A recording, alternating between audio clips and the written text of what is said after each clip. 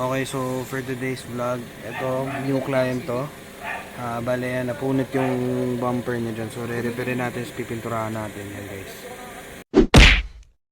So, ayan guys, aliyan na natin yung mga kailangan liyain natin para sa bumper natin sa Vios. So, may mga sinadsad tayo para maayos natin, mabugaan.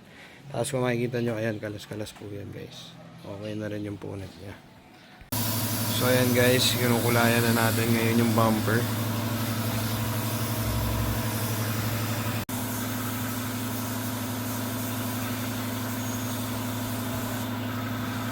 So ayan, bale top coat na tayo guys.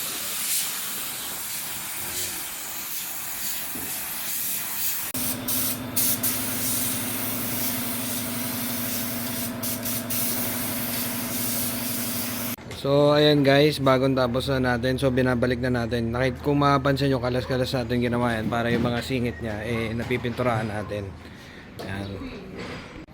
So ayan guys, bale sasalpak na natin ngayon yung bumper. Nabuo na natin, nabalik na natin yung mga grill, pati yung mga black trims niya dito. So ayan na ang ating finished product.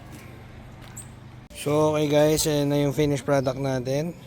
Okay na po, wala na po yung punit niya dyan.